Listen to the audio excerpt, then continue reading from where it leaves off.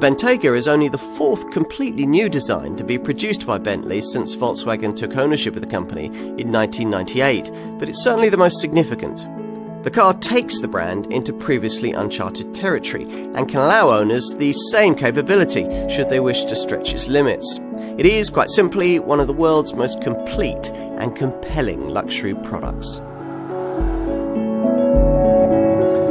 Just how do you go about creating a car like this? Make a huge, prestigious SUV sporty, and usually it can't also be properly capable off-road. Yet the Bentayga had to be both, offering limousine luxury even when lapping a racetrack at up to 187 miles an hour, while using the same suspension that must be unbelievably tough, inching over rocks in the desert at a 3 miles an hour crawl.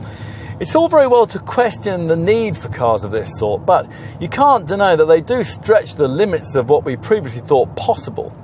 Inevitably, the technology necessary to achieve all of this is hugely impressive, as it probably should be for the kinds of money being asked here, and especially in this diesel version, which features a 435 PS triple-charged 4-litre V8 engine using an electrically driven supercharger in addition to the usual pair of turbos. That's enough to put out 900 Nm of pulling power, and that's the same as you'll get in the alternative 608 PS 6-litre W12 petrol model that the majority of Bentayga buyers choose.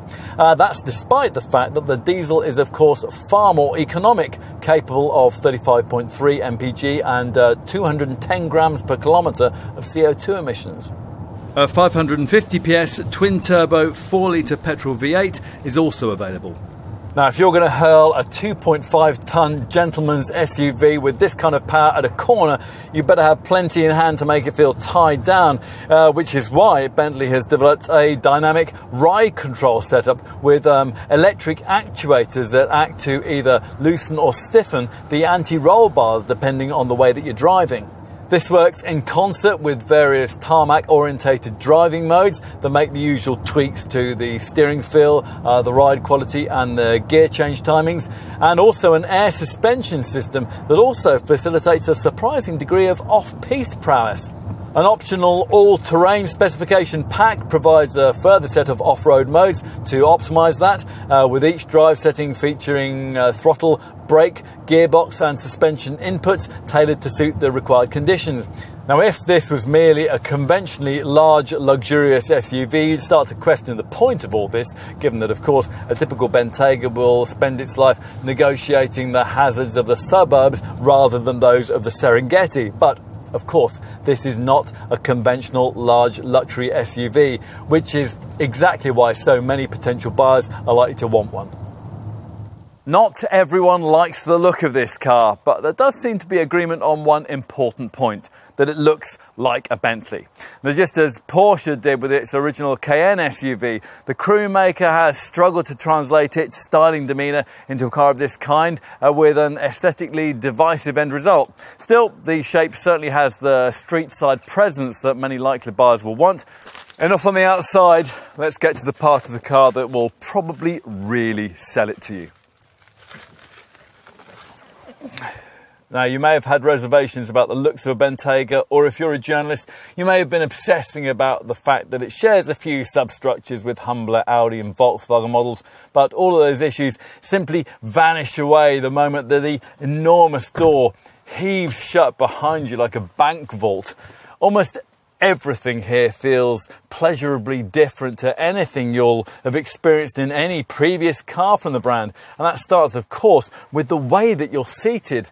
Now, no matter how much you've prepared yourself for the idea of a Bentley SUV, it's still a novel experience to find yourself gazing at the famous brand badge from such a high and commanding seating position.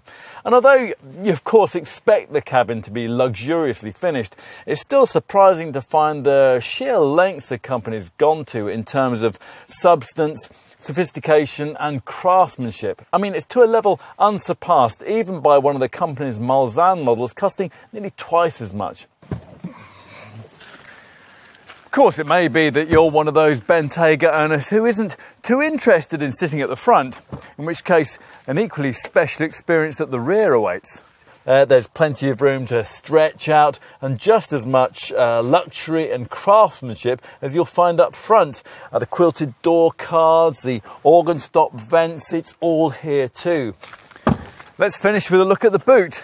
Now, the sheer size of this car suggests that it'll have an enormous boot, but not a bit of it. In fact, the 484 litre capacity is less than you get in a small hatchback-based SUV like a BMW X1. On the plus side, the seat back is split 40-20-40, allowing you to carry really long items like skis without disturbing a couple of rear-seated folk. And as part of the air suspension system, there's this useful little button on the left-hand cargo wall that allows you to drop the loading height down to make getting heavier items in and out that bit easier. In summary, you can see why it took the Bentley brand so long to get around to bringing us this car. But having tried it, we've ended up being very glad they did. Of course, there will always be people who will sneer at the concept behind this kind of super luxury SUV. As one writer put it, never again need you be stuck up a creek without a China dinner service. Still, if you can get over your prejudices and appreciate this model for what it's managed to achieve, there's lots to like here. Contrary to what some people might tell you, it's very much its own car, very much unique, and best of all, it's very much a Bentley. Which, if you'd like one, will be exactly what you want to hear.